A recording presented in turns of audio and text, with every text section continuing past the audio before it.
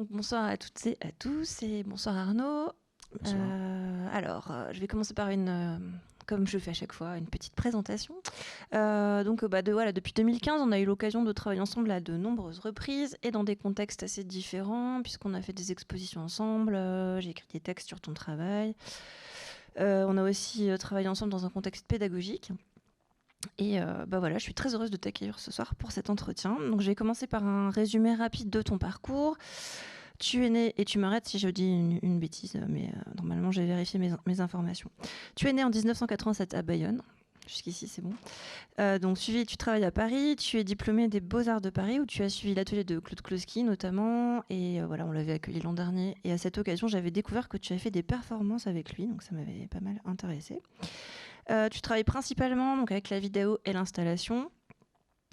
Et si on fait un peu une sorte de récapitulatif un peu de là où tes œuvres sont collectionnées, donc il y a plusieurs collections publiques françaises et européennes qui ont acquis récemment ton travail, le FMAC à Genève, le FRAC Aquitaine, le Musée régional d'art contemporain de Sérignan par exemple. On a vu aussi ton travail dans plein d'institutions en France et à l'étranger. Alors par exemple, la Lafayette Anticipation, la Synagogue de Delme, la Galerie Édouard Manet, Ford à Genève, le Confort Moderne. Et très récemment, le Centre Pompidou, où tu présentais donc une installation vidéo et sonore qui s'intitule Tractation, que tu as réalisée avec l'artiste sonore Celsian Langlois, dans l'exposition dans le cadre du festival Hors Piste.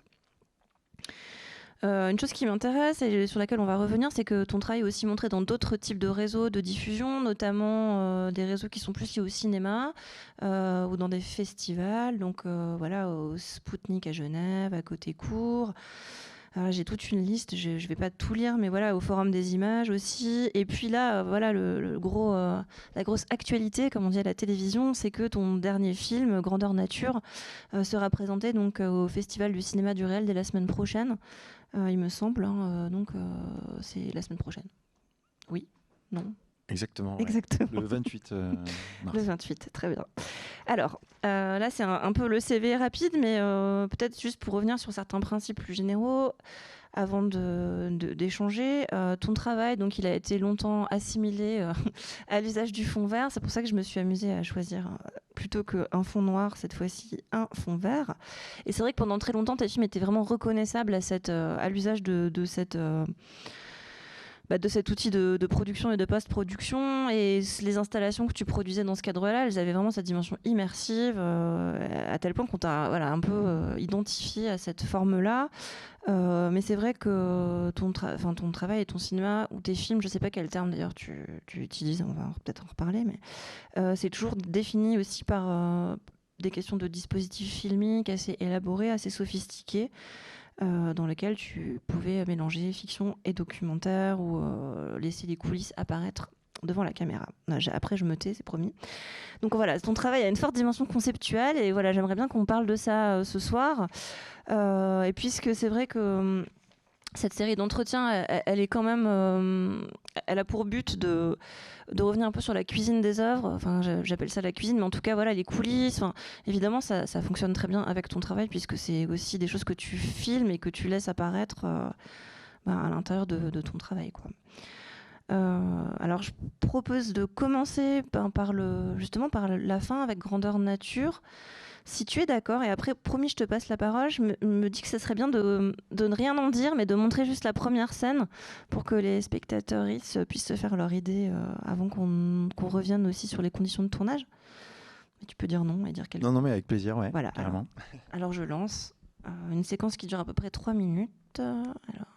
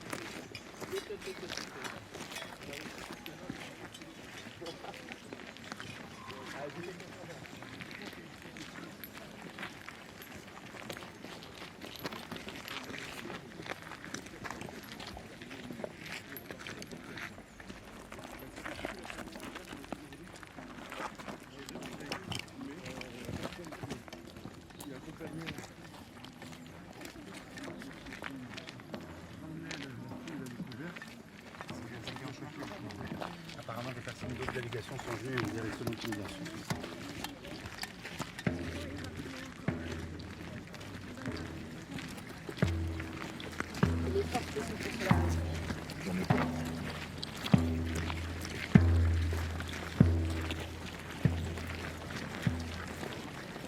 Lumière sera fière de nous ce soir. Ma maison brillera pour ce combat, encore une fois. Alors, information que tu as mis ici, c'est extrêmement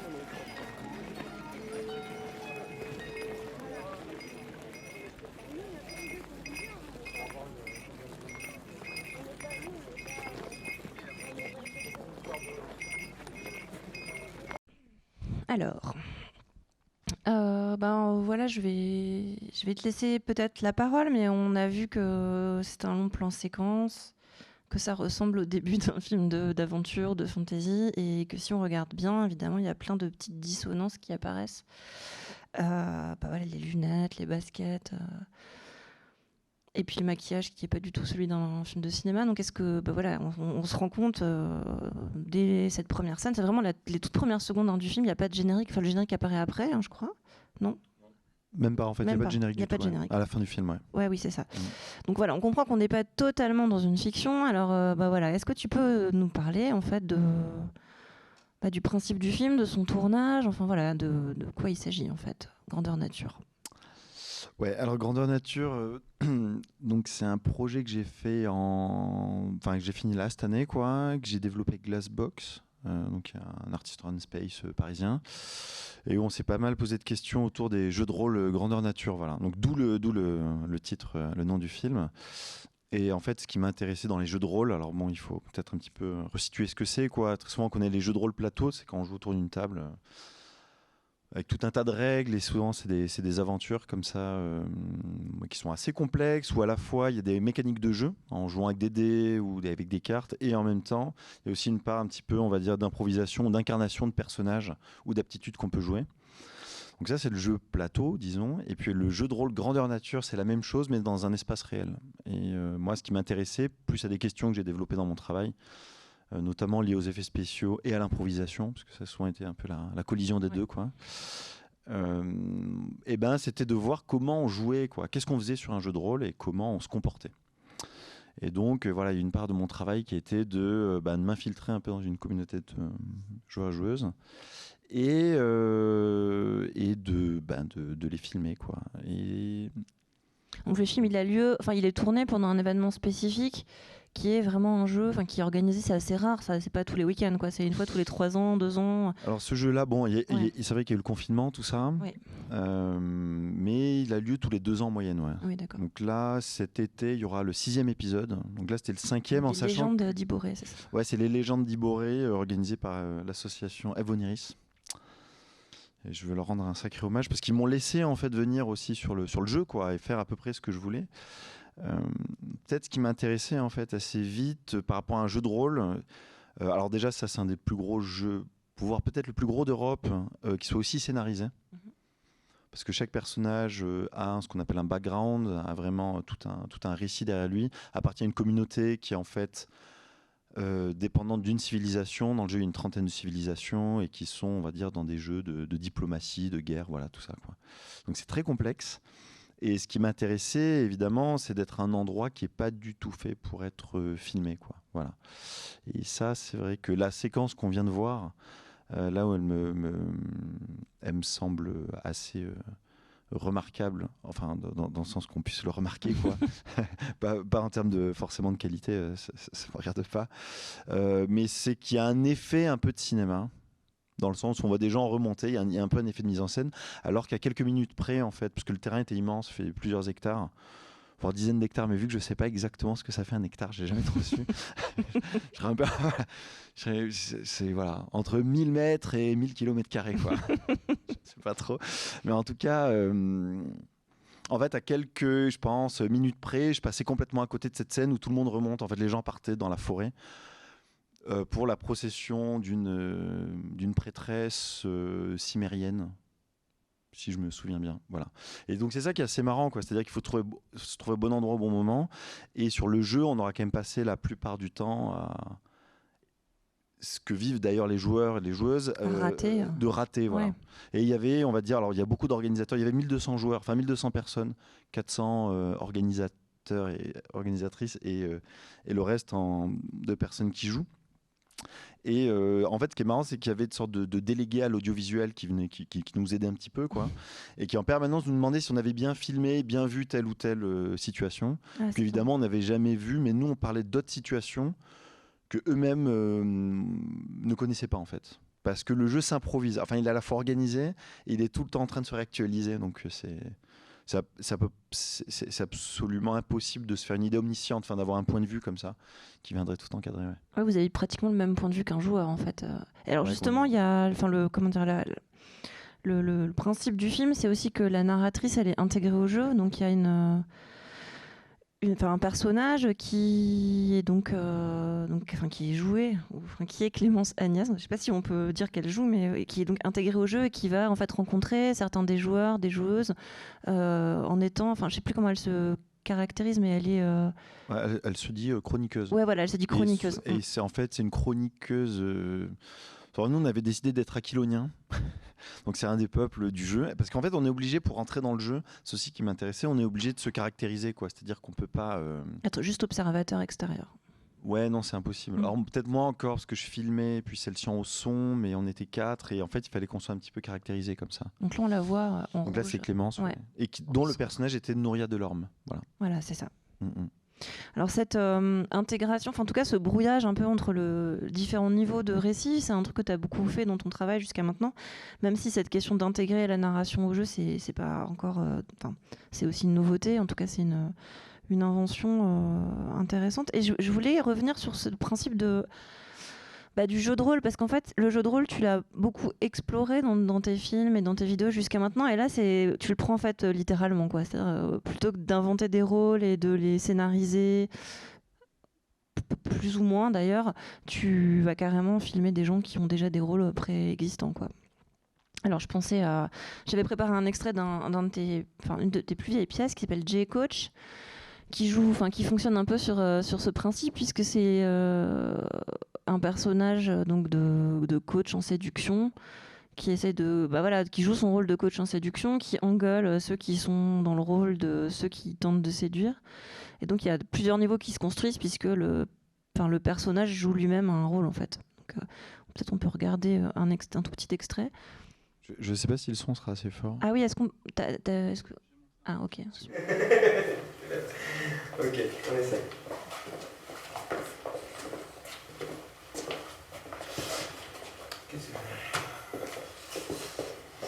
Salut. T'inquiète pas, Miguel. Ah bon? Ouais. Next. Ok. Ça fait niquer. Allez, on va commencer. Non! T'inquiète pas, on est bien. Allez. Non mais c'est bien. Non, mais t'as tenté un truc. Ok, mais là c'est un peu trop risqué là pour le coup. Tu vois, t'arrives, il faut quand même que tu la dragues cette nana. Il faut quand même que t'y ailles. Donc là, il faut que t'y ailles. Allez, c'est parti. On y va. Salut. Ça va? Ouais, ça va. Ouais. Bah bien, c'est cool. Pourquoi tu lui parles à l'oreille? Au revoir. Et donc... Allez, on va commencer. Pourquoi tu joues la complicité avec lui? C'est avec elle que tu dois jouer la complicité. T'en es où là? C'était une phase d'accroche. Pourquoi tu joues la complicité avec lui? C'est pas avec lui, hein. C'est avec elle, c'est elle que tu cibles. C'est elle ta cible. C'est pas lui. C'était pour le jeter après. Non mais pour jeter un trait. Mais t'auras pas le temps, Romain, t'auras pas le temps. Ok, 10 secondes, même pas, c'est parti. Et en 10 secondes, faut faire passer toutes les infos. Je fais du sport, je fais de ci, je fais ça, nanani, nanana. Ok, moi je vais te vendre du rêve, je vais te faire voyager. Tu vois, et toi, j'y vais quoi. J'y vais. Donnez envie, faites-la rêver cette nana quoi. Pitié, vous voyez, elle a jamais vu de garçon de sa vie, faut se dire ça aussi. Elle est là, machin, nanani. Ok, elle va avoir peur concrètement. Allez, c'est parti. Ouais, pardon. Oui, non, mais c'est quelqu'un qui sort de son rôle. Enfin, c'est ça qui est intéressant. C'est ouais. pas. De toute façon, il est ridicule ce personnage. Enfin, je veux dire, il se ridiculise tout seul. Il est colérique. Tu ne donnes pas l'impression que tu le valorises. Si ça peut te rassurer. C'est pas un éloge de la séduction agressive, ce film, loin de là. C'est alors bon, en tout cas pour revenir un peu au dispositif. Oui, c'est ça. C'était ça qui m'intéressait. En fait, dans ce jeu, moi, dans ce film, pardon, ce qui m'avait intéressé, c'est que donc Guillaume s'appelle G-Coach, hein, c'est Guillaume Coach en fait d'une certaine manière. Donc, Guillaume Tozello qui est un acteur avec qui j'ai beaucoup travaillé. J'ai fait pas mal de projets et qui est un acteur professionnel, disons, et notamment qui est aussi prof de théâtre. Et moi, ce qui m'intéressait, c'était de le mettre dans une position qui serait une sorte de double un petit peu de ce truc du coach en séduction. Alors, je regardais beaucoup de vidéos sur YouTube et qui est bourré de méthodes, en fait, quoi. Mais comme le coaching d'entreprise, en fait. C'est vraiment, c'est un monde truffé de méthodes, de néologismes, de mots anglo-saxons, tout ça. Puis voilà, on était un peu parti de ça. Donc, lui, on avait vraiment fabriqué ce personnage, hein, parce que Guillaume ne ressemble pas du tout à ça dans la vraie vie. Même si évidemment, la vidéo dure 20 minutes, mais c'est un tournage de 8 heures, et c'est 8 heures quasiment sans coupure. Et le film a une durée diégétique, en fait, quoi. C'est-à-dire que c'est vraiment l'action telle qu'elle, quasiment, quoi. Et ce qui était marrant, c'est que donc lui, on avait beaucoup préparé son personnage en amont, avec même une sorte de scénario assez alambiqué derrière, de science-fiction, en fait, bon, un truc post-apocalyptique, il n'y aurait plus que des hommes sur Terre, enfin dans des navettes spatiales, bon, qui était très ironique, quoi. Rassurez-vous.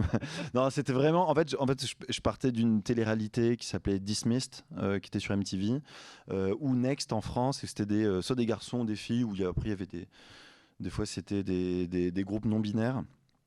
Mais qui se retrouvaient en tout cas voilà, à devoir aller à des endroits et puis se mettre à se draguer les uns les autres avec des sortes de règles. Donc on avait repris ça, bon, on était allé un peu plus loin, mais pour revenir à son personnage, c'est que lui, le personnage était extrêmement fabriqué et les hommes en face n'étaient pas du tout préparés. Les autres acteurs, voilà. Et ça, voilà, ça m'avait pas mal intéressé. Alors évidemment, on les avait mis au courant dans quoi on allait. Hein. C'était pas du tout un piège. Je savais très bien que c'était un de mes films. Et mais voilà, en fait, j'aimais bien qu'il y ait d'un côté comme ça, à la fois quelque chose d'extrêmement écrit. Et de l'autre, plus d'improvisation. Ouais, d'improvisation, et puis de voir en fait que ça produit, quoi. Ouais, que le tournage soit cette expérience-là. Ouais. Ah ouais, bah oui, c'est. Alors cette question de l'expérience du tournage, c'est, enfin, comment dire. Elle est, enfin évidemment, elle pose la question des rôles et de qui fait quoi et qui est à quelle place. Donc, par exemple, dans Miroir de Haute-Valnia, qui est un autre film que tu as sorti en 2017, on retrouve le même acteur, donc Guillaume Tozello, qui est en fait complètement démuni parce que tu lui demandes des choses il a du mal à comprendre exactement comment il peut, disons, agir en tant qu'acteur dans le dispositif que tu lui proposes. Et on sent bien que voilà, c'est cette question aussi de créer cette ambivalence qui fait qu'il se produit quelque chose au moment du tournage et que c'est ça que tu vas explorer dans ton film. Et dans Grandeur Nature, c'est peut-être un petit peu différent si on revient à celui-là, parce que finalement, le jeu de rôle, il se déplace, c'est-à-dire que le jeu de rôle t'échappe un petit peu, mais toi, t'es par contre dans ton rôle de celui qui filme de manière beaucoup plus affirmée d'une certaine manière. Tu me disais d'ailleurs que t'as un peu joué ton rôle de cinéaste en faisant qu'il y avait une dimension un peu transactionnelle, que t'as réalisé des tutos pour l'association qui t'a laissé, qu'il y a eu vraiment de la négociation et que voilà, tu jouais ce rôle de celui qui filme et puis eux ils étaient dans leur propre rôle un peu ailleurs. Ouais, complètement. En fait, ce qui m'a intéressé quand j'ai filmé dans les jeux de rôle, parce que aussi c'est toujours un peu pour avancer. Pendant longtemps, c'est vrai qu'il y avait ces idées d'improvisation sur fond vert, puis de négociation avec les acteurs et les actrices, comme ça, d'être vraiment un endroit on compose ensemble et puis on voit comment le dispositif nous amène à des endroits. Donc quelque chose d'assez performatif. Sur le jeu de rôle, ce qui m'a tout de suite intéressé, en fait, c'est plutôt complètement l'inverse. Ouais. C'est-à-dire, voilà, moi, quand j'ai pu enfin tourner, en plus, c'est 3 jours tous les 2 ans, disons, quoi, pour ce jeu-là. Après, il y en a plein d'autres, mais un jeu aussi massif, il y en a très peu. Et en fait, voilà, le président de l'asso m'avait dit, par contre, il faut rien dire aux joueurs, quoi. Enfin, il faut pas leur parler, en fait. On peut pas leur dire, par exemple, si on filme une bataille, on coupe, on recommence. Je crois que ce que des filmeurs ont déjà fait sur des jeux. Et moi, ça m'intéressait beaucoup, quoi. C'est-à-dire, il y a l'action qui se déroule, ou même comment on filme, et tout ça, en fait, le montage se fait un peu en temps réel. Voilà. En tout cas, le montage image, au niveau du son, c'est un peu différent. Ah oui. Mais c'est vrai que c'est plus du tout, en tout cas, cette perspective, on va dire, d'un travail aussi comme ça, devant la caméra, de mise en scène. Au contraire, là, c'est quelque chose sur lequel, finalement, on n'a aucune prise et qui est assez déstabilisant. Ouais. Bah, tu es plus dans une position vraiment d'observation pure. D'ailleurs, on l'a pas tout à fait bien entendu, mais la question du son est très importante dans ce film. Il y a vraiment une attention très, très fine à l'enregistrement des dialogues, qui permet aussi de guider ce qu'on regarde, parce que des fois c'est quand même assez chaotique, mais on entend toujours très bien. Donc là, tu as travaillé justement avec Celle-ci en Langlois, qui s'est chargée de la prise de son. Et je trouve que c'est presque le son qui construit le film d'une certaine manière. En tout cas, voilà, c'est le son qui permet qu'on s'ancre dans l'action et qu'on la comprenne presque davantage, et qu'on comprenne aussi en fait ce que tu dis, c'est-à-dire les transactions entre les personnages, tout ce qui est en train de se dérouler passe beaucoup par le langage et par l'enregistrement de ce qu'ils disent, quoi. Ça, c'est quelque chose que j'avais pu déjà tester avant de proposer à Celsian de collaborer, parce qu'en fait, donc, voilà, il y a un jeu, disons tous les 2 ans, mais après il y a des interjeux qui sont juste avec certaines délégations. Bon, je ne vais pas parler de ça pendant des heures, mais du coup, il y en a un petit peu tout le temps, voilà. Et on est allé tester sur un interjeu où il y avait quoi ? C'était sur le même, au même endroit, dans le même château, mais il n'y avait que 70 joueurs, comparé aux 1200, voilà. Et on avait déjà testé avec Clémence, donc Clémence Agnès, hein, qui joue dans le film, par exemple, je lui donnais un micro et puis elle partait parler à des gens, et de temps en temps, moi avec la caméra, j'allais ailleurs et puis on recoupait un peu. Donc tout ça, j'en avais un petit peu parlé à Celsian, qui lui a vraiment un travail donc de composition sonore et qui est vraiment très attentif aussi à toute une sorte de comment en fait repenser aussi à partir de l'enregistrement, on va dire, des sortes de polyphonies, comment les spatialiser, quoi, et vraiment à base de différents types d'enregistrements. Donc lui qui avec un couple de micros stéréo, ou en mettant des micros HF sur des joueurs, des joueuses, voilà, tout un tas de choses comme ça. Et c'est vrai que le son l'a beaucoup fait comme ça, et il y a eu cette capacité à pouvoir le monter aussi, le médium le permet, quoi, que ça se monte pas de la même manière que l'image. Et plus le montage la composition sonore avançait, plus ça simplifiait le montage image. Et le montage image, alors ce qui est un peu compliqué, c'est quand on a filmé, alors ce premier plan est assez simple, mais moi j'ai compris par la suite que le montage image s'était fait au tournage, en fait.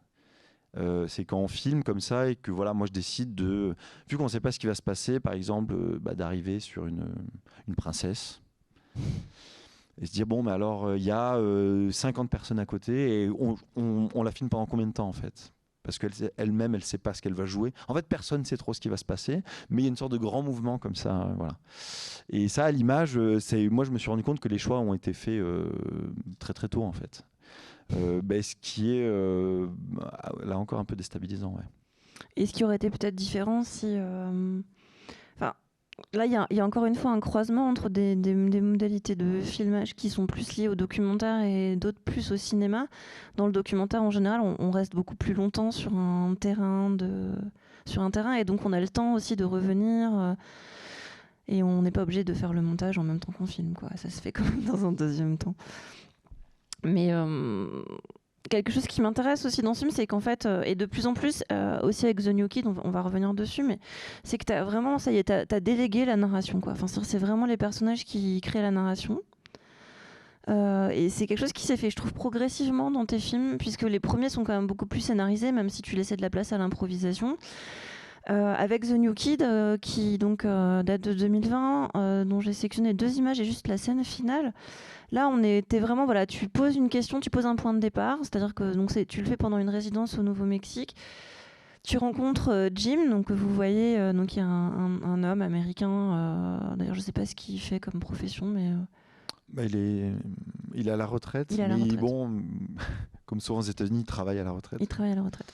Ce qui est pas, Mais en un tout bon cas, modèle. Mais en fait, moi, j'ai rencontré à l'université de Las Vegas, New Mexico, là où j'étais. Et voilà, il me filait des coups de main. Au début, il est devenu l'acteur principal. Et aussi toujours là sur des rencontres, en fait. Quoi. Oui. C'est-à-dire, peut-être que ça tient qu'à ça, en fait. C'est-à-dire, qui est-ce qu'on rencontre et puis comment. On voit aussi dans les rapports, en fait, très souvent, c'est passer beaucoup de temps avec les gens. Alors pour le coup, là, c'est différent du jeu de rôle grandeur nature où on était un petit peu, on va dire, bloqué dans 3 jours et demi de tournage. Là, c'est plutôt 2 mois et demi, ouais. Et donc, pour peut-être revenir juste sur le principe du film, parce qu'on va pas le regarder évidemment intégralement. Déjà, c'est un long métrage, il dure plus d'1 heure. Hein. Et le point de départ du film, c'est de se demander en fait que ferait ou que serait Billy the Kid aujourd'hui. Et c'est une question qui te permet d'aller à la rencontre de plein de gens tu leur poses et ils ont toutes des réponses différentes et très contradictoires parfois. Et voilà, c'est une partie du film est aussi construite à partir de ça, même si pas uniquement, mais en tout cas à partir de leur propre fantasme ou spéculation sur ce que pourrait être ce personnage. Donc c'est eux qui en fait répondent à la question et pas toi en tant que quelqu'un qui écrit un scénario, quoi. Ouais, effectivement. Ouais, c'est vrai que ça s'est fait comme ça. Après, je pense qu'il y avait beaucoup. On était dans une sorte d'esprit un peu je crois, de camaraderie avec Jim, Heru, tout un tas d'autres personnes qui sont dans le film. Et on jouait beaucoup, en fait, autour de ce truc-là, même. Des fois, je lui disais, en fait, toi, tu penses ça, mais finalement, dans mon scénar. Parce que finalement, ça s'écrivait quand même un petit peu au fur et à mesure, à partir de ce qu'il faisait. Et on voyait aussi qu'on était très souvent en train de réorienter ce qu'on disait, parce que la question était un peu insoluble. Qui serait Billy the Kid aujourd'hui? En fait, j'avais pris Billy the Kid parce que là où j'étais en résidence, donc à Meyer Projects, donc Las Vegas, New Mexico, Billy the Kid avait été emprisonné dans l'endroit où je séjournais. Et donc j'ai trouvé ça assez marrant et voilà, j'étais parti de cette histoire. Et c'est vrai que poser la question d'une réactualisation de la vie de Billy the Kid, il y aurait tellement de paramètres à prendre en compte que la question était un petit peu biaisée, mais elle nous faisait ce que tu disais, quoi, nous faisait elle faire. Fait parler, elle fait spéculer, c'est des prétextes à chaque fois, c'est aussi voir finalement qu'est-ce qu'on peut inventer ensemble. Et quand au début je demandais, enfin surtout à des gens de se projeter eux-mêmes dans qu'est-ce que c'est que, à quoi ressemblerait Billy the Kid, j'avais commencé un petit peu en parlant des vieux cow-boys que j'allais voir dans des ranchs, parce qu'il y a des grands ranchs. Et très souvent qui me répondaient que Billy the Kid aujourd'hui serait plutôt un homme de leur âge, qu'il aurait 4 enfants. C'est toujours, il serait amoureux de sa femme. En fait, il me parlait d'eux ou il me parlait de ce qu'ils aimeraient que je comprenne d'eux. Quoi. Ouais. Et donc je me disais, tiens, c'est pas mal parce que là, en fait, on parle déjà d'autre chose, quoi. Et donc voilà. Et à partir de là, j'ai rencontré Jim, qui lui vraiment l'histoire de Billy the Kid, c'est pas du tout sa culture, quoi. Enfin, je ne crois pas que c'était quelque chose qui l'intéressait. Puis on a inventé ce show télévisé, mais voilà, parce qu'il y a un show télévisé dans le film. Oui, tout le début du film, en fait, le film est introduit par Jim, qui est filmé pour le coup sur fond vert, mais de manière instrumentale, et qui introduit comme un showman vraiment. Le personnage, quoi, et la suite du film. Mais là aussi, on se retrouve devant une figure presque transactionnelle. Billy the Kid, c'est aussi une manière d'aller discuter avec les autres, de les faire inventer. Et en fait, si aussi je suis resté sur cette idée de Billy the Kid, c'est parce qu'il y a beaucoup de gens qui avaient beaucoup de choses à en dire. Et c'est très intéressant. C'est vraiment, par exemple, il y a beaucoup de minorités qui sont réappropriées le mythe de Billy the Kid, parce que Billy the Kid a été en cavale pendant longtemps et il parlait couramment gaélique et espagnol. Et en fait, il était très très proche des communautés hispaniques, des paysanos, tout ça. Enfin, donc vraiment, il a vraiment une histoire intéressante que tout le monde essaie de se réapproprier jusqu'en 2008. Bill Richardson, donc qui était aux primaires américaines pour démocrate pour la présidence américaine, avait dit que s'il était élu président des États-Unis, il viendrait pardonner, gracier Billy the Kid. Et en fait, tout ça, c'était une manière de parler du Nouveau-Mexique, en fait. Enfin, c'était une sorte d'argument opportuniste. Donc, c'était quand même marrant qu'il y ait toujours ce truc qui revienne. Et puis, c'est une histoire récente, quoi. C'est la mort de Billy the Kid, c'est en 1881. Donc, voilà, on n'est pas très éloigné. Donc, les gens avaient plein de choses à en dire de différentes manières. Et très souvent, le meilleurs portraits qu'ils en dressaient, c'était une version un peu édulcorée ou déformée d'eux-mêmes. Et moi-même d'ailleurs, qu'on entend dans le film, je suis un peu aux prises avec ça, parce qu'au début, il y a tout un truc sur Arthur Rimbaud, qui est, selon des gens autour de moi et de moi-même, on aurait pu imaginer Billy the Kid. que c'est la version Cocorico de Billy the Kid. Ouais, de l'appropriation à la française. Voilà. Et alors il y a plein de scènes dans ce film et dans tous tes films où on sait, je l'ai déjà dit plein de fois, mais on sait pas tout à fait ce qu'on regarde. Là tu dis que les personnages, les personnes que tu as rencontrées au départ répondaient à ta question à partir de ce qu'il ou elle pensait devoir dire, et puis que finalement il y avait une scénarisation qui se faisait de manière collective. Alors je me posais une question un peu de catégorie, mais comment tu catégorises les films que tu fais ? Enfin, qu'est-ce que c'est en fait ? On a parlé ensemble de cette catégorie de documentaire expérimental, mais qui renvoie plus au cinéma expérimental. Alors du coup, ça fonctionne pas tout à fait. Ou métafiction. Moi, j'ai proposé métafiction, mais est-ce que tu arrives à... Si je pose cette question, c'est parce que ça peut être compliqué a posteriori en fait de diffuser un travail qui est pas très clairement, disons, dans un genre ou dans un autre. Donc je pose pas la question juste d'un point de vue théorique, mais est-ce que cette dimension hybride de ce que tu fais te pose des problèmes de diffusion ou de financement, au sens où tu serais entre plein de réseaux de diffusion de financement. Qu'est-ce que ça pose concrètement dans la production de tes films en fait ? Par exemple, c'est vrai que il y a encore ce truc mais bon, je pense que ça change quand on inscrit un film sur un festival, il faut choisir fiction ou documentaire ou autre. Il y a cette case toute fébrile, il écrit autre et 3 petits points et on a envie de mettre une croix comme ça, non ? Donc toi c'est autre. Ouais, en fait non, je me pose pas trop la cases. question. Par exemple, j'ai été persuadé que le film The New Kid, donc sur Billy the Kid, pour moi une fiction super classique. Mais en fait pas du tout. Non, mais parce qu'il y a des moments de mise en scène, il y a des chants contre chants. Voilà, non mais aussi, c'est peut-être aussi on n'est peut-être pas les personnes qui faisant le travail sont pas les mieux placées pour. Mais il y a quand même pas mal de scènes où je joue avec, on va dire, des codes. Du cinéma. Ouais, du cinéma, de la sitcom, de fiction. De la télévision, de la télé locale. Enfin voilà, il y a tout un tas de trucs comme ça. Et parce que je trouve que les gens jouent la comédie. Et moi, j'avais vraiment l'impression, même au début, quand je le montais, pendant le confinement, l'histoire que je me racontais, c'est que voilà, j'étais arrivé à une forme de maturité où je faisais des films classiques. Mais en fait, c'est n'importe quoi. Et d'ailleurs, c'est le film que j'ai essayé de faire vraiment le plus en me disant qu'il suivait des règles. Et c'est sûrement de loin le plus bizarre. J'ai du mal à donner une définition, mais peut-être que c'est quelque chose qui vient plutôt du champ de l'art et même de l'art conceptuel, parce que tu parlais qui est cette idée qu'on puisse faire des objets qui courent après leur propre définition, quoi. Et moi, c'est vrai que ça m'a toujours beaucoup intéressé, qu'on soit à un endroit où on dit mais tiens, qu'est-ce que je suis en train de regarder, quoi. Et c'est vrai que c'est un peu pensé cela comme ça. Ouais. C'est un peu pensé comme ça. Alors c'est vrai que déjà avant ce film, alors c'est vrai que c'est un des plus bizarres et il est très composite. Alors du coup on va pas le regarder tout de suite.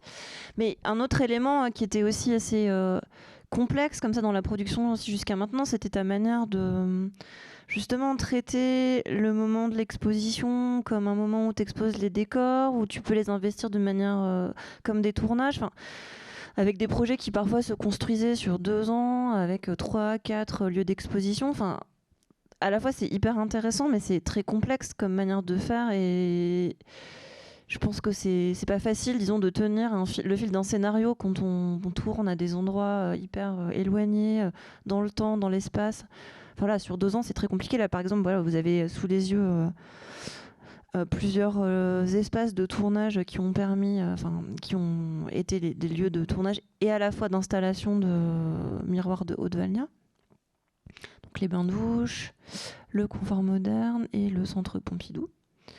Et j'ai l'impression, et on en a aussi un peu parlé ensemble, mais que tu vas plutôt vers une simplification, évidemment, même si tourner sur 1000 hectares avec 1200 personnes, c'est pas forcément une simplification, mais en tout cas, tu as un petit peu, arrêté de travailler comme ça. Ouais, parce que quand j'ai fait ce projet d'installation, et puis la partie au centre Pompidou, en fait, donc behind the scenes, était en public. C'est un tournage en public. Oui, c'est encore plus compliqué. Ouais, c'était même carrément super angoissant. Donc, il y a faire la partie ça. qu'on voit en haut à gauche. Ouais, en haut à gauche, ouais. Où donc on était sur scène. Et c'est vrai que c'était assez compliqué, notamment qu'en fait j'avais commencé à écrire un scénario qui a été abandonné à partir de la première scène. Et c'était le scénario complet d'un film, ouais, qui faisait une 30aine de pages. Donc sur un roi qui a une malédiction, il n'y a plus que sa main, quoi, comme la chose, quoi, qui se balade, dont on voit des traces après dans le film Miroir de Dvalnia. Mais par exemple, ce qui m'intéressait, c'est que c'était le prétexte pour moi pour voir comment les acteurs et les actrices, en fait, d'une certaine manière, réagissent à ce scénar. Et une fois qu'ils ont un petit peu incarné ou se positionner par rapport à la construction de ces personnages, je me disais bah maintenant ça leur appartient, donc on va plus renégocier tout ça. Notamment la troisième partie, donc qui était tournée au Confort Moderne, dans une exposition que tu curatais. Le roi est vieux, donc c'est 800 ans plus tard. Bon, ça aussi c'est la ouais, c'est les petites fantaisies du scénario. Les petites fantaisies du scénario où en fait voilà 800 ans plus tard. Et le roi est vieux parce qu'en fait l'acteur principal, donc Guillaume, qu'on a vu être coach dans un autre film, m'avait dit que lui ce qu'il supporterait pas par exemple c'est d'avoir un masque qu'on voit pas son visage quand il joue. Et donc c'est ce que tu as fait. Ouais, donc c'est ce que j'ai fait, ouais. Parce qu'il y a eu ce truc de la main dont tu as parlé un petit peu avant. Et enfin, moi je trouvais ça marrant qu'en fait les défis de la production et de la technique viennent complètement parasiter ou contaminer les enjeux dramaturgiques du film. Oui. Quand bien même il y en a. Et moi, évidemment, je suis pas du tout un dramaturge. Et sûrement un piètre metteur en scène. Et du coup, je me disais, ben voilà, le scénario qui était quand même un peu à certains endroits un ramassis de clichés. Je trouvais ça marrant que voilà, il y ait des effets de réel qui viennent un peu de l'interaction avec les personnages et les actrices qui jalonnent en fait le process de fabrication. Alors moi j'avais l'impression, mais peut-être ça peut être les deux en même temps, mais que c'était aussi une question un peu bête de moyens de production et que en fait tu avais besoin de faire ça aussi parce que voilà, tu étais obligé de faire ça pour pouvoir tourner parce que tu n'avais pas forcément un énorme studio à disposition pour faire tout d'un coup. Mais c'est intéressant de pouvoir le réinvestir justement avec des effets dramaturgiques ou narratifs qui ensuite modifient le scénario, quoi. Mais c'est vrai qu'effectivement, ça avait été pensé comme ça parce que vu qu'on essayait de faire avancer le projet au gré des tournages et des invitations, moi je trouvais ça bizarre. Enfin, c'est ça que je prenais comme presque sujet du film en fait. En fait, le sujet, c'est son procédé de fabrication, d'une certaine manière. Ouais. Et c'était plutôt de se dire, ça serait trop bizarre d'attendre qu'il y ait une situation qui se présente pour essayer de continuer de raconter l'histoire coûte que coûte, alors qu'à chaque fois, le contexte prend tellement de place qu'en fait, ça fait tout valdinguer. Et aussi, ça vient d'un intérêt que j'ai, et c'est dans le jeu de rôle, c'est très proche, d'un peu, on va dire, les archétypes qu'on retrouve au cinéma. Donc, en fait... on nous bassine tellement avec ces archétypes, on les connaît tellement que je me dis en fait le méchant on le voit à des kilomètres. On se dit il va sûrement y avoir une question de rédemption, de jalousie, de trucs. Donc, mais ça on n'a pas besoin de le raconter quoi. Donc passons à l'étape d'après quoi. Ouais. Et c'est vrai que du coup si c'est du cinéma, c'est une sorte de cinéma. Non scénarisé, un cinéma pas scénaristique, mais bourré de fiction, quoi. Voilà. C'est ça ma définition. Une catégorie encore plus compliquée. D'ailleurs, dans Miroir de Dvalnia, ça commence. Il y a trois lignes qui donnent le scénario, et ensuite, on passe directement à une scène où l'acteur sort de son rôle en expliquant qu'il a du mal à jouer ce qu'il est en train de jouer. Quoi. Donc ça commence comme ça, quoi.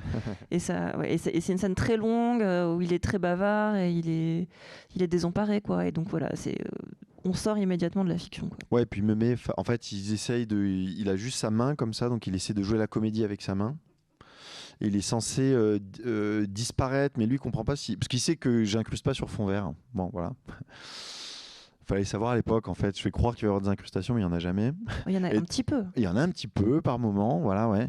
Mais en tout cas, lui c'est tout ça, donc il comprend pas s'il doit juste jouer avec sa main comme un marionnettiste ou si en fait c'est avec tout son corps. Ouais. Et vu qu'il vient du théâtre, se pose des questions et il me met en fait face à une question qui, pour être honnête, j'ai pas du tout anticipé. Et moi, j'aime beaucoup notre échange parce que je trouve qu'il a. Alors, il y a eu beaucoup de débats sur cet échange, mais savoir s'il a raison ou pas, moi, je pense qu'il a raison. D'ailleurs, je m'écrase complètement, quoi. Je suis derrière la caméra, je dis non, mais t'as raison. Et on t'entend. On m'entend, répondre j'essaie à à un ces moment donné de questionnements. prendre le dessus. En fait, il est convaincant. Il est convaincant parce qu'à un moment donné, il dit voilà, on est sur fond vert, puis avec sa main, il me dit bah, si tu gardes que la main, tu filmes que la main. Et tu gommes tout le reste, ma main elle va prendre vie. Et je le fais effectivement en post-production, donc je viens valider son hypothèse. Et il se trouve que son hypothèse est quand même plutôt valide. En tout cas, vachement plus que la mienne, qui était de ne pas faire de choix. Bah, c'est très honnête parce que je trouve que dans le film, tu te déprends de tes propres hypothèses, quoi. Alors, on n'arrête pas de parler de fond vert, alors que l'idée c'était de plus du tout en parler, mais là, voilà, c'est une technique, une technologie que tu commences vraiment à laisser de côté. Dans The New Kid, bon, je l'ai dit tout à l'heure, mais c'est vrai que tu l'utilises de manière... Enfin, on voit un petit peu ces scènes qu'on connaît dans tes œuvres, où on voit un personnage justement sur le fond vert et on a l'impression qu'il va plus avoir que le fond vert, comme dans J-Coach, où il n'y a jamais d'incrustation, pour le coup. Mais dans The New Kid, voilà, tu l'utilises de manière instrumentale, comme on l'utiliserait à la télévision ou dans une série. Et puis là, voilà, avec les derniers films, plus du tout. Alors là, par exemple... un élément et un moment de rupture qui m'intéresse, c'est aussi ce moment où tu te mets à beaucoup intégrer des dessins à l'image, alors que tu l'as pu le faire aussi en l'hybridant avec du fond vert, par exemple pour Gaïa Gaïa, qui est un film assez court qui raconte, qui filme une course-poursuite dans un paysage un peu, je sais pas, on dirait les grandes plaines, enfin un truc un peu road movie. Tu l'as tourné en partie sur fond vert, mais pendant le confinement, tu as fait ce film très étrange qui s'appelle Niche. Tu vas te promener et pour le coup, tu vas observer l'architecture de la Philharmonie donc, dans le parc de la Villette. Et puis, tu réincrustes des bestioles à des endroits. Enfin, c'est extrêmement étrange. Et je me souviens très bien quand je l'ai vu la première fois, j'étais très déstabilisée. Je me suis dit, mais qu'est-ce qui se passe ? Il fait complètement autre chose. Non, mais il fait complètement autre chose. Et c'est vrai qu'il y a eu un moment comme ça où tu as basculé dans cette utilisation du dessin. Bon, c'est toujours de l'incrustation d'une certaine manière, mais il n'y a plus de fond vert, quoi. Pourquoi tu t'es... je sais pas comment ça s'est passé. Enfin, tu t'es pas dit un matin, tiens, j'en ai marre. Maintenant, je vais... Si, peut-être. Ouais. Je pense qu'il y a un poids à un moment donné d'être monsieur fond vert de l'art contemporain, quoi, aussi. Pardon, mais... On t'appelait pas pour les expos. Enfin, moi, c'est ce que j'ai fait. Je t'ai appelé pour une expo fond vert. Ouais, mais... Mais à cool. Mais heureusement, d'une certaine manière. Mais voilà, ça m'intéresse en tout cas parce que on a aussi l'impression que, voilà, je sais pas, d'un point de vue de production, il y a un truc plus léger dans l'idée du dessin. C'est un retour à une manière de faire plus. Alors là, je suis en train de faire la suite et il y aura dans mon idée, c'est une sorte de trilogie. Donc la suite s'appelle Tertre. Donc là, on voit c'est Place du Tertre, voilà, que vous connaissez tous. On voit des petites bestioles. Est-ce qu'on les voit bien ? Oui. Donc toujours. Alors là, si vous voyez à l'envers, il y a une chauve-souris avec des dents. En plein milieu. Ouais. Et voilà, tu filmes pas la partie la plus héroïque de la Philharmonie non plus. Oui, mais c'est mon quartier, ce qui veut pas dire grand chose. C'est vrai que ce bâtiment, mais j'ai filmé pendant le confinement. C'était le second confinement. Enfin bon, c'était une période trouble où d'ailleurs à des moments on savait plus trop si on était confiné ou pas. En tout cas, c'était à côté de chez moi et ce qui m'intéressait, c'est que le bâtiment était complètement à l'arrêt et on fait le tour du bâtiment. On voit les bureaux, en fait, on voit les coulisses à nouveau. En fait, on voit jamais la salle et on voit ce qui m'intéressait aussi, c'est ce bâtiment extrêmement stylisé et puis très spectaculaire de Jean Nouvel. Qui me plaît, qui me rebute, mais en fait, je me suis plus intéressé à ce qui me plaisait dedans que les problèmes de fabrication qu'on connaît, puis même d'autres problèmes, on va dire, aussi un peu qui sont derrière un petit peu l'idéologie de ce type d'énormes architecture spectaculaire. C'était qu'il y a quelque chose de très graphique et notamment il y a des colombes un petit peu partout sur le bâtiment. D'ailleurs, dans le premier plan du film, on voit des pangolins passer, des gros pangolins qui sont à l'intérieur, donc il y a tout un travail aussi, on va dire, peut-être un peu plus sophistiqué de comment faire croire que c'est à l'intérieur, donc avec des transparences, des jeux de transparence, tout ça. Et on voit au sol ou un petit peu partout, on voit les colombes en fait qui ressemblent à des tableaux, des dessins de Escher. Oui, ouais, c'est ça, Franck. Voilà, exactement, qui sont en sorte de positifs et négatifs comme ça qui dessinent des colombes et qui sont vraiment une sorte de, je sais pas quoi, de pureté idéalisée de la colombe, quoi. Et moi, du coup, j'avais avec mes dessins faits dans Photoshop, on dirait vraiment de la bande dessinée, mais enfin même j'en parlais récemment, je disais c'est pas tant de la bande dessinée que par exemple quand on a des fascicules à la CAF, enfin ou des prospectus ou au supermarché pour les promos, et il y a une sorte de reste de BD franco-belge comme ça. Bon voilà, je sais pas, je pensais à ça, et en tout cas moi ce qui m'intéressait c'est de voir comment Ils sont répugnants aussi en général. Et les animaux sont répugnants, ils font pipi, caca, il y a une longue scène où un énorme pangolin qui fait un gros pipi sur la moquette. Et alors bizarrement, bon, il y a un truc un peu assez marrant et en même temps tout est filmé caméra au point, donc il y a beaucoup de tracking 3D. Enfin, il y a un travail assez important pour essayer de faire croire que, et surtout de soulever le prétexte que c'est peut-être proche du fond vert, c'est que bizarrement, il y a la volonté de passer par des effets spéciaux, par des instruments numériques pour mieux observer la réalité. Ouais. Et le fond vert, ça a été ça. J'avais besoin du fond vert juste pour voir des gens et voir comment, en fonction d'un scénario, d'une proposition, comment ils se comportent et comment je les observe. Mais j'avais toujours besoin de passer, en fait, je pense que c'est lié au fait d'avoir beaucoup joué aux jeux vidéo enfant. Ouais. Enfin, tu vois, d'être toujours... Finalement, que la réalité, on y a toujours accès. Et ça, je le crois profondément, qu'on n'a jamais accès... Enfin, on a accès à tout, même par nos propres regards, dans une expérience instrumentale de la réalité, plutôt qu'on pourrait être vraiment... faire face aux choses, quoi, sans médiation. Voilà. C'est toujours des médiations et ces dessins me permettent beaucoup de faire ça, en fait, finalement, d'observer le bâtiment.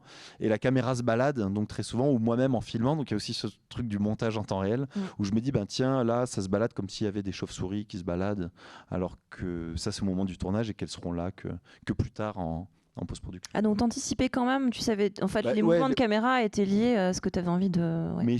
Mais ça vient un petit peu comme ça, quoi. Sur l'inspiration du moment. Ouais, c'est un peu l'inspiration du moment. Ouais. Mais je trouve ça super intéressant que tu dises que le fond vert, c'est aussi ce dispositif d'observation. C'est vrai qu'en regardant tous tes films pour préparer l'entretien, je me disais, alors il y a un film où tu observes un chien, il y a un film où tu observes une communauté de gens qui font du bodybuilding, il y a un film où tu observes un fan de Keanu Reeves. C'est vraiment toujours cette question de l'observation. Et là, il y a aussi l'observation de ce bâtiment, quoi. Ouais. Et qui est intéressant parce que pour une fois, c'est pas quelqu'un, on est en plein confinement et donc tu n'observes pas un être humain, tu observes l'absence totale d'être humain. Enfin, il y a aussi cette dimension-là qui est hyper... Alors, puisque tu disais que finalement, on observe mieux la réalité par disons, le biais d'une médiation technique, je voulais qu'on parle rapidement aussi du fait que tu as toujours été extrêmement attentif, et dans les discussions qu'on a eues, ça m'a toujours marqué et j'ai toujours appris beaucoup de choses en t'écoutant en fait parler de cinéma, mais tu as toujours été extrêmement attentif à l'histoire des technologies au cinéma et tu as un regard en fait sur le cinéma qui est toujours très lié à ces questions-là. Alors évidemment... Toi, tu m'as appris la fin du fond vert, par exemple, il y a quelques jours. Je ne savais pas qu'on n'utilisait plus tellement ce dispositif. Enfin, il est toujours beaucoup utilisé. Alors, voilà. Ouais, je saute des choses, mais voilà. Donc, par exemple, là, qui a été remplacé par ce dispositif qui s'appelle The Volume de immersion dans des images, avec ce qui est intéressant, les lumières qui sont en fait... associé au mouvement de ce qui se passe dans les images, donc c'est pas juste un fond qui bouge, c'est aussi associé. Là, c'est des écrans, ouais, effectivement. Ouais. Des écrans et voilà la lumière qui suit. Ou bien ces questions de nouvelles manières de faire du récit, c'est-à-dire les multivers ou les univers, voilà, comme chez Marvel, qui existent dans plusieurs films, entre plusieurs films, aussi en ligne, parce que les fans ou les spectateurs, les spectatrices en font une fois qu'ils sont sortis de la salle. Ou bien beaucoup les croisements entre le jeu vidéo et le cinéma aussi, qui est un truc auquel tu es très attentif. Ouais, bien sûr. Mais alors, peut-être juste pour revenir sur cette idée du volume, tout ça, bon, c'est des choses que j'ai observées depuis qu'elles sont là, mais je me suis récemment reposé des questions suite à une conférence de Patrice Bloin au Forum des Images, pour lui rendre tout cet hommage d'avoir fait une conférence sur le métavers de Marvel, et notamment sur des changements technologiques. Voilà. Et donc cette conférence est en ligne et je vous la recommande très très chaudement. Mais en tout cas, voilà, oui, il y a évolué évidemment toutes ces évolutions. Alors Du coup, est-ce que, je sais pas, ton propre travail est aussi un regard critique sur les méthodes du cinéma, ou enfin, comment ça nourrit en fait ta pratique? Je pense moins maintenant qu'avant, quand on regardait des images de behind the scenes, voilà, tournage sur fond vert, le film d'Heroic Fantasy. Là, j'étais quand même beaucoup parti de vidéos qu'il y avait sur YouTube qui s'appellent des B-roll, où en fait on voit, c'est des vidéos de tournage, donc on voit les gens sur fond vert en train de jouer la comédie, et on a l'impression de voir une sorte de théâtre très approximatif, de gens comme, qui sont comme assez esselés quoi, sur fond vert, et qui sont en permanence en train de négocier quelque chose qui sera pas là, donc c'est plutôt des pantins en fait, et qui sont en train d'exécuter des chorégraphies. Je pense que d'une certaine manière, là, avec ce qui est intéressant avec cette image qu'on regarde là, qui a l'air d'être issue d'une sorte de Star Wars ou un truc comme ça, on essaie de recréer, enfin c'est un drôle de rapport au réel, quoi. C'est-à-dire qu'on est... Donc c'est des environnements qui coûtent à mon avis beaucoup plus cher que du fond vert, parce que ce que vous voyez c'est des écrans en fait autour de l'équipe. Et en fait, à terme, c'est de se dire, tiens, peut-être que la technologie la plus dingue, ça serait de sortir dehors, quoi, et de filmer autour de soi. Et quand j'ai fait Grandeur Nature, d'une certaine manière, donc ce plan où les gens remontent comme ça, il y a un petit peu cette idée, même moi quand je filmais, et d'ailleurs dans le film, c'est filmé avec un stabilisateur où ça circule énormément, parce que c'est presque la joie de plus être sur fond vert, et de se dire, ah mais là je peux tourner, il n'y aura pas de problème de tracking, tout est déjà là, quoi. En fait la réalité... La réalité c'est mieux que la fiction. C'est mieux que le fond vert. C'est super bien fait, voilà. Voilà. C'est bien produit, le réel est bien produit. Ouais, et oui, mais... Alors, j'ai complètement perdu. Non, mais si, tu dis que le cinéma, ça t'intéresse moins, mais tu m'as quand même dit un truc que j'ai trouvé super intéressant l'autre jour, en rapport avec justement cette technologie. Tu m'as dit que finalement, toi, ce qui t'intéressait, je te cite, c'était le fond vert intérieur. Et que maintenant, en fait, voilà, par exemple, dans Grandeur Nature, il y avait cette idée que les joueurs avaient tellement sédimenté leur propre visionnage de films, leur propre lecture, enfin, tout leur fond culturel, en fait, qu'ils avaient plus besoin de ce fond vert. Il était à l'intérieur d'eux, et que c'était une question plus d'appropriation d'un ensemble de références que de dispositifs filmiques, en fait. C'est donc cette idée d'incorporation de la culture. Enfin, je sais pas, tu m'en parlais presque comme dans une espèce de, à la fois d'idéal, de truc futuriste, ou d'état actuel des technologies au cinéma, mais cette idée que ce serait comme le point ultime de la consommation culturelle. C'est là où je te parlais de ce film aussi, The Congress de Harry Folman. Donc il y a un film vraiment sur les technologies comme ça, et puis où toute la deuxième longue partie est en dessin animé traditionnel, et où les gens finalement gobent des sortes de gélules, si je me souviens bien, pour vivre des expériences filmiques. Et donc il y a vraiment cette idée d'incorporer comme ça, et que ça se passe presque dans les corps en fait, quoi. Et pour ça, le jeu de rôle Grandeur Nature est pour moi, ce que je disais, j'ai eu un peu l'impression de trouver mes maîtres, et aussi me situer par rapport à la cinéphilie. Moi, ce qui m'intéresse, c'est leur cinéphilie à eux, et pas tant à moi, parce que moi très souvent je la mets plutôt en crise, ou en tout cas par exemple par rapport à Hollywood, ce qui m'intéressait beaucoup, c'était ces vidéos amateurs qu'on trouve sur internet, ou vraiment tout un tas d'objets comme ça, un petit peu on va dire périphériques, ou un petit peu pollués, quoi, parce que après sinon, après c'est des objets plein de qualités, d'autres types de qualités qui m'intéressent, mais à l'endroit de mon travail, c'est vrai que c'était plutôt ça. Alors, un bel exemple de ce que tu viens de me dire, c'est cette scène de Dark Meta Reeves. Moi, je suis une fan ultime de Keanu Reeves, je dois vous le dire, et donc évidemment j'adore ce film parce que c'est un film qui parle d'abord de Keanu Reeves, des fans de Keanu Reeves, et du délire complet qui existe autour de lui. Bon, je pense qu'en fait c'est vrai de beaucoup de figures médiatiques et de beaucoup d'acteurs, mais c'est vrai que lui il a quand même avec son espèce de jeu en pure surface, il a été un espèce de projection en fait assez intense, en fait, un petit peu moins maintenant, mais enfin quoi que voilà, il y a des affiches pour John Wick 4 partout dans le métro, et c'est dit que c'est le meilleur de la saga, donc peut-être ça va continuer. Mais dans ce film, dans cette vidéo, en fait, tu proposes en fait à un fan de réaliser son rêve ultime, c'est-à-dire d'intégrer toutes tes séquences de films. Et là, c'est une séquence d'un film que vous reconnaîtrez sûrement, qui est Matrix. Here you go, buddy. Breakfast of champions. If you close your eyes, it almost feels like you're eating runny eggs. You know, a bowl of snot. Do you know what it really reminds me of? Tasty wheat. Did you ever eat tasty wheat? No, but technically neither did you. Well, that's exactly my point. Exactly. Because you have to wonder now. How do the machines really know what tasty wheat tasted like? Maybe they got it wrong. Maybe what I think tasty wheat tasted like actually tasted like oatmeal or tuna. Don't listen to them. They're gonna start talking about vitamins and minerals and whatever. I got a lot of candy bars in my bunk right now. They're in my bunk right now. Candy bars they're kind of old, but they're a lot better than this crap that they're feeding us. And we can just jump inside the Matrix and play video games inside the Matrix. It's like Meta Matrix. We're playing video games inside. I know, it's crazy. They're gonna want you to do like these training programs and flying helicopters and learning kung fu, but whatever, we got all the time in the world. You just got here, right? So let's just go back to my bunk, eat the candy, and play a bunch of video games. The world's gonna end one day anyways. Are you listening to me?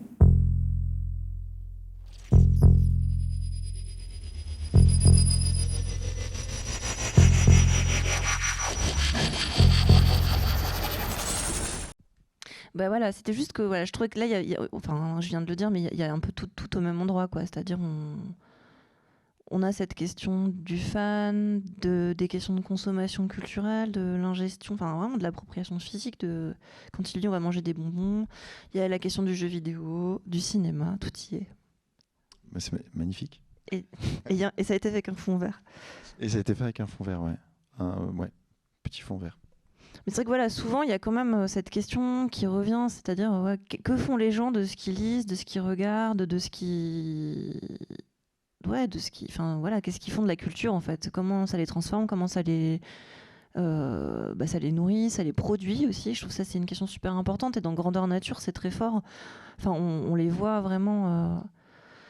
Enfin, ils sont hyper vivants quoi, dans ce jeu de rôle où je pense que c'est vraiment un moment extrêmement important et intense pour eux quoi, dans le temps du jeu, qui est un temps voilà, super. Ouais, complètement. Ouais. Et c'est vrai que moi c'est dans Grandeur Nature et c'est vrai que ça fait totalement suite avec Dark Meta Reeves d'une certaine manière, hein. Pas pour les mêmes objets quoi, mais et puis aussi quelque chose qui est lié à la culture mainstream. Grandeur Nature, donc c'est tourné dans ce jeu qui s'appelle Les Légendes d'Ibori, qui est dans l'univers de Conan le Barbare, donc qu'on connaît pour les films avec Schwarzenegger. Schwarzenegger que je mets aussi dans mon film Dieu Body, qui est une sorte de dieu des bodybuilders. Mais bon après l'univers de Conan, enfin ce qui s'est passé, les films avec Schwarzenegger, ça représente beaucoup trop peu de l'immensité de l'univers, mais qui est un univers, on va dire un petit peu bac à sable, ou qui s'inventait un peu quand Howard a écrit ça, quoi, les premiers épisodes, ce qui a été repris, il y a eu beaucoup de bandes dessinées, tout ça. C'est un univers qui peut s'inventer un petit peu à chaque coup, qui n'a pas une sorte de grande rigueur et qui est une sorte d'avancée comme ça. Et puis peut-être qu'il pose d'autres questions aussi sur qu'est-ce que ça veut dire que de penser à un univers sans limite, quoi. Et où il y a toujours une sorte d'exotisme qui est réactualisé à différents endroits, quoi, parce que c'est vraiment un monde qui parle énormément, une sorte de terre inconnue à aller découvrir et souvent à les domestiquer, quoi. Donc bon, ça a pas mal vieilli. Et ce qui est marrant, c'est de voir comment les gens qui le jouent aujourd'hui le jouent plus du tout de la même manière, par exemple, quoi. Ou en tout cas, ils ne le jouent pas tous et toutes de la même manière. C'est ça qui me semble super. Comme là, dans Dark Meta Reeves, donc c'est un film sur un fan de Keanu Reeves. C'est une expérience solitaire, hein, qu'est-ce que c'est que d'être fan. Et moi, c'est ça qui m'intéressait beaucoup. Et qui passe pas par des biais peut-être dont on a plus l'habitude de parler. Souvent, souvent, ça veut rien dire déjà. Il n'y a pas de généralité, mais de dire les fans, tiens, ils vont s'habiller de la même manière, ou il y a le cosplay, on pense à ce genre de choses. Lui, c'était pas du tout ça, quoi. Il disait, il se lève le matin, il pense à Keanu Reeves, ça va déjà mieux. Enfin, il y a un truc important, donc c'est vraiment une expérience comme ça très. C'est un film très lyrique. Ouais. Puis une sorte d'intimité comme ça. Et c'est vrai que dans Grandeur Nature, c'est très différent, parce qu'à la fois, il y a un petit peu de ça, mais il y a cette grande expérience collective de savoir comment tout le monde part de cet univers qu'on peut réinventer, mais qu'il faut en permanence retrouver il faut toujours en permanence en repenser la géométrie, quoi. Voilà. Et l'économie. Et alors, je voudrais te poser une dernière question, parce que le temps me passe, et je pense que ça fait quasiment 1 heure qu'on discute ensemble. Enfin, c'est un commentaire, enfin je sais pas, je voudrais t'entendre sur ça, mais je trouve que voilà, une des choses que j'adore dans ton travail, des qualités moi, qui m'a toujours vraiment intéressée, c'est cette manière que tu as de faire le grand écart entre des références culturelles. Là, tu nous as parlé de Schwarzenegger, de Keanu Reeves. Enfin, tu es capable de mobiliser des éléments qui sont vraiment à l'opposé du spectre, je trouve, et de jamais postuler. Enfin, je sais pas, il n'y a pas cette question de hiérarchie culturelle dans ton travail. Tu te saisis des objets dont tu as envie de te saisir, tu les explores avec sérieux, avec respect aussi. Ça, je pense que c'est un truc très important. C'est-à-dire que tu vas pas ironiser sur le fan de Keanu Reeves, quoi. Le film, par exemple, est très respectueux. Tu vas pas non plus ironiser, je sais pas, sur les gens qui font du grandeur nature. Comme c'est des choses qu'on voit beaucoup, de gens qui se moquent de cette pratique parce que l'heroic fantasy ou le jeu de rôle sont assimilés à des trucs un peu d'adolescents, alors qu'en fait, il y a une grande histoire et voilà, je voulais ça.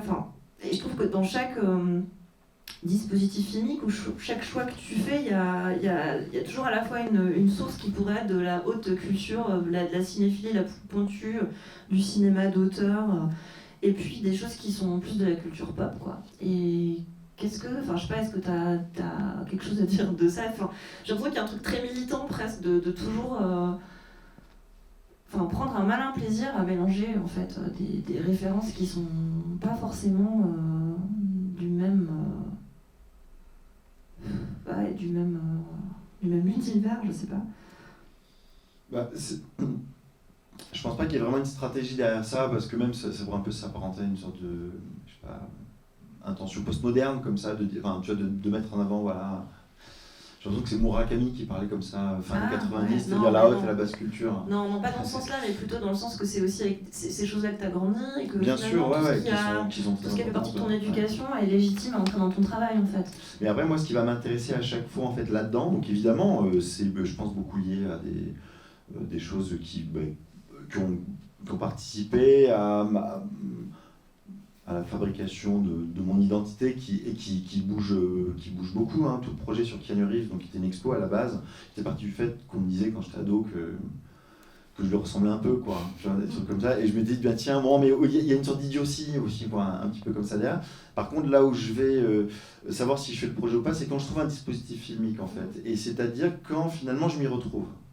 Et pour moi, c'est la meilleure manière de respecter les gens en face de moi. C'est pas du coup de les voir comme une sorte de sujet, quoi. Mais quand, très souvent, j'ai l'impression de trouver des manières de faire un petit peu en commun. Par exemple, avec le fan, donc Gavin, il était scénariste de jeux vidéo. Donc en fait, dans la vraie vie, quoi. Et donc, on avait tout un tas de discussions où je lui avais demandé, par exemple, de choisir lui-même les scènes. Et après, je lui avais dit non, j'aimerais que tu en rajoutes une. Voilà, qu'on est vraiment, qu'en fait on partage, et très souvent on peut un petit peu partager les mêmes outils. Ça a toujours été quelque chose qui me fait faire en sorte que je vais vraiment le faire, en fait le projet, quoi. Pour pas rester, voilà, pour moi quelque chose qui serait à l'ordre d'un petit peu comme un jeu d'image comme ça, ou de code, mais au contraire c'est toujours un peu aller chercher un peu dans la structure de comment c'est fabriqué et voir comment ça fait résonner avec d'autres modes de fabrication. Et là du coup ça fait peut-être penser à d'autres formes de cinéma qui sont plus du tout le cinéma hollywoodien, mais je sais pas, c'est des fois on a parlé des rivettes par exemple, quoi, ou disons de Rosier par exemple, quoi, ouais, voilà. Mais plus historiquement méta, parce que maintenant même le cinéma mainstream est méta, donc. Ouais, complètement, ouais. Complètement, et en fait voilà, et d'ailleurs c'est pour ça ne pas pointer du doigt, c'est un champ de référence qui serait en fait plus important qu'un autre. C'est vrai que très récemment, bizarrement, c'est peut-être plus dans certains jeux vidéo que j'ai vraiment trouvé conceptuellement, en fait, même dans le rapport, enfin on parlait de rapport de médiation, quoi, vraiment des éléments très très saillants, quoi, pour moi extrêmement extrêmement riches. Et en même temps, là, on n'est plus du tout sur le même médium. En tout cas, voilà, très souvent, il y a un endroit, il y aura peut-être un partage. En fait, on met un peu en partage les outils. Et ça m'intéresse beaucoup. Quand j'ai fait, par exemple, pour revenir à The New Kid, Jim, qui est l'acteur principal du film, donc qu'on avait l'image, qui a environ 70 ans, fait lui-même des films. Et j'aimais beaucoup regarder ses films, en parler avec lui. Et il faisait aussi des petits films sur fond vert d'incrustation. Enfin voilà, en fait, je trouvais ça super qu'on mette tout ça un petit peu en partage. Une des premières fois peut-être où je l'avais fait, donc enfin, en tout cas je l'avais peut-être conscientisé, quoi. C'était quand j'ai fait un film qui s'appelle I'm a Art Style Lover, c'est un film de 2011, c'est mon diplôme aux Beaux-Arts, où en fait c'est sur un danseur de jump style, donc qui est une danse du nord de la France et de Belgique et de Hollande, si je ne me trompe pas, parce qu'il dansait sur de la techno, quoi. C'est une danse assez complexe. Et en fait, j'avais fait un film sur un danseur de jump style qui lui-même faisait ses propres vidéos, il utilisait des effets dans After Effects, tout ça, il les mettait sur YouTube. Et je me rappelle, c'est ça qui m'avait beaucoup intéressé, quoi. C'est finalement lui dire, mais lui et moi, on utilise les mêmes outils. Alors, ça prend peut-être pas tout à fait les mêmes formes, mais il y a un moment, en fait, c'est pas juste en termes d'interprétation où on mettrait le fan du côté de la réception, mais vraiment ce que tu disais, quoi, en termes de production, ouais. Et c'est vrai que très souvent c'est plutôt là que, en tout cas, j'arrive mieux à déplier même politiquement. Finalement, par exemple, je situe mes films, quoi. Je trouve que alors évidemment, l'interprétation des symboles est évidemment super importante, quoi. Mais évidemment, moi, ce qui me plaît aussi beaucoup, c'est de voir comment, voilà, que c'est un peu la politique des procédés qu'on emploie, quoi. Bah, je pense que c'est une bonne manière peut-être de conclure. Enfin, même si, voilà, en termes de forme, il était vraiment dans des choses qui sont très hybrides. Je trouve que l'éthique qui est celle de ton travail, elle est du côté de la négociation, de l'échange, du partage. Donc on est vraiment dans des choses qui sont plus, pour le coup, proches de formes documentaires, où voilà, quand on va à la rencontre non pas d'acteurs, mais de personnes, on est dans ces logiques-là, quoi, et pas dans des logiques qui sont celles de la scénarisation, du jeu et de l'acting. En tout cas, pas de la même manière, quoi. Ouais, cool. Et voilà. Bah, merci beaucoup, Arnaud. Merci à vous. Merci à vous. Peut-être vous avez des questions. Ou pas. On a beaucoup parlé. Peut-être une dernière petite scène. La marmite. Ah, la marmite. C'est un film Instagram terminé.